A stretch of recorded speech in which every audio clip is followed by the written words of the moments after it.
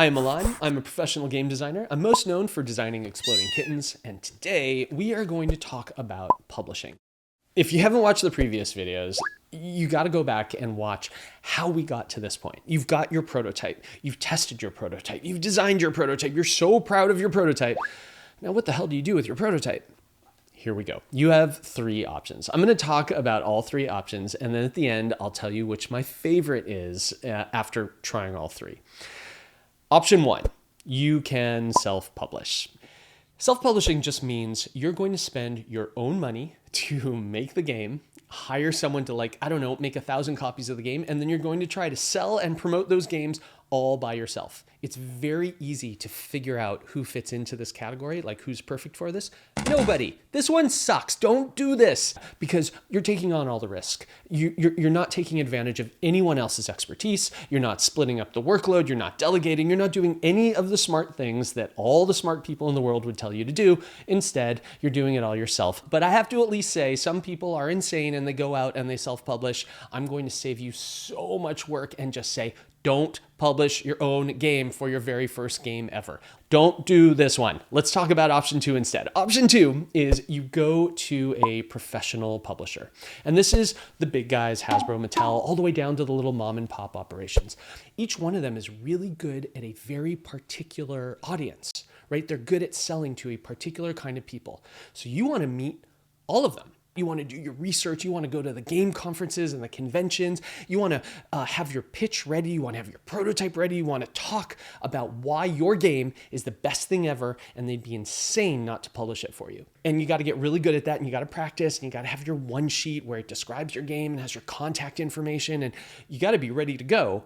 But this is a volume business, and you really got to get through as many of them as possible to find the perfect match. You got to strike a deal with them. And you're going to walk in there like I did thinking, I am the inventor. I am so important. You can have 10% of whatever this game makes, and I will keep 90%, and we will all go on our ways and be very successful. That's not how this works. You're going to hear some pretty scary, tiny numbers. 2%. 4%. And that sounds so low. What do you mean? I designed this whole game, I only get 2%. Because what these guys are doing is all of the hard work, and they're taking all of the risk. They're going to manufacture the game for you, and they're going to pay for that. Then they got to ship it from wherever that is to warehouses. Often that's like from China overseas into North America somewhere. They're going to handle retail relationships and how difficult those are, because retailers will only have a set number of meetings a year.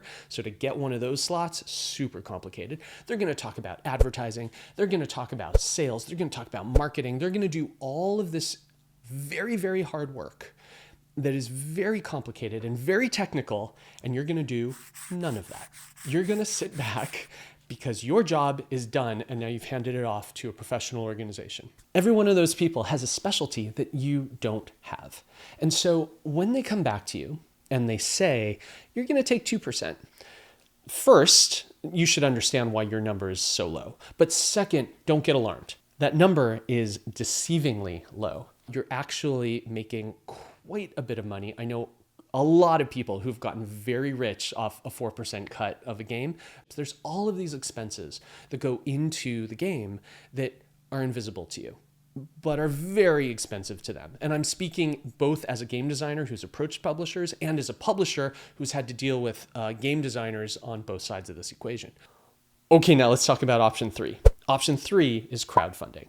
For those who don't know, you've been living under a rock for the past decade. Crowdfunding is a website like Kickstarter or Indiegogo where you put your product on a web page and you talk about it, primarily through a video and some images and some text, and you talk about what your game is, and the audience who shows up to those pages has the ability to pre-order the game. Here's $20. When you make the game, send me a copy. But before that, you can use your $20 to build the game. It's a really good option.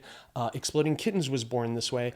Failure is fine too. If you don't succeed on a crowdfunding platform, that's an important test. You've just learned that people are not interested in your game, that there's something about it that was off-putting, that you haven't figured out the right way to talk about it, that maybe the theme is incorrect.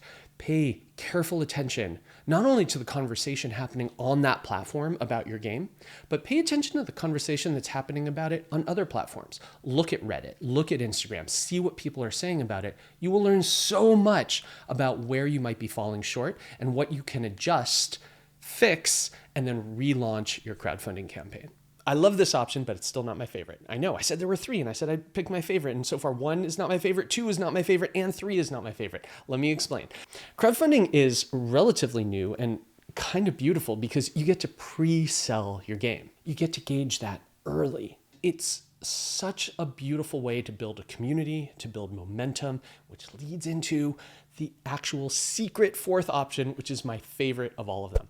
Start with crowdfunding and then approach a publisher. If you just approach a publisher without any game experience at all, you got to start from scratch. You got to say, please trust me, please trust this game, do all the work, do all the marketing, start from scratch and get me to the stars all by yourself. They might be able to do that, but they're going to give you a very small number in return because they're doing all of the work. Instead, if you go to crowdfunding and have some degree of success and then approach them and say, look, I've already got 1,000 people interested in this or 10,000 people interested in this, that you've already got a vibrant community, that you've already started on social media, that there's already buzz about this game, people are talking about it, people have played it, people are posting positive reviews. Then you walk over to those publishers and you say, you don't have to do this work. I already did it. And therefore, we're going to have a different kind of negotiation. And it allows you to bring your game to life with the highest possible chance of success. One of the things that we're going to talk about as we move forward is what it means to transition from crowdfunding to publishing. There's a lot of snags that come up in the middle. I want to talk about one of the snags. I'm going to make this very, very personal. This is Throw Burrito. We put this game out on crowdfunding. It did really, really well. And it introduced a problem that I did not see coming. We went to publishers. We actually went to retailers directly with this thing because we were in a very fortunate position to already be our own publisher. But we went to the retailers and we said, here's this game. It did so well on social media. Take this game. You're going to love this game. And they said, what about the 1-second problem? On Kickstarter, your audience is watching a video about this game. They're devoting 3 minutes to learning about the game, you're selling them on the game, and then they back the game, which is why that thing did so well. But once we put this game on a store shelf, audiences are walking by and they're scanning the entire shelf and they only linger on each game for 1 second. How do you do what you previously did in 3 minutes on Kickstarter in 1 second on a store shelf? That's a hard problem. We knew we had this beautiful cutout of these soft, squishy foam burritos. We knew that it was a dodgeball card game, and the way we did it in 1 second was this right here. This was an invention of my partner, Matt Inman, who draws the oatmeal. You throw these, pointed at the burrito. That one arrow pointing at the burritos, referencing everything else on the box, solved for us the 1 second problem. Suddenly, people were like, wait, what do you mean it's a card game and I throw these? Wait, why are there burritos in that box? Why is there this window? And that 1 second turned into 3 seconds. And then they would pick up the box and flip it around and read the back. And now 3 seconds turns into a minute. And because the back of the box did a good job, that 1 minute turned into a sale. This game went on to be the #2 best-selling game in the world. And I would argue that a huge part of that is because we solved the 1 second problem in a way that nobody had ever seen before. Online audiences are very different from retail audiences, and you have to be able to translate from one to the other. Okay, we've covered a lot of stuff, but there's still so much more to talk about. Just getting your game published is actually only the halfway mark.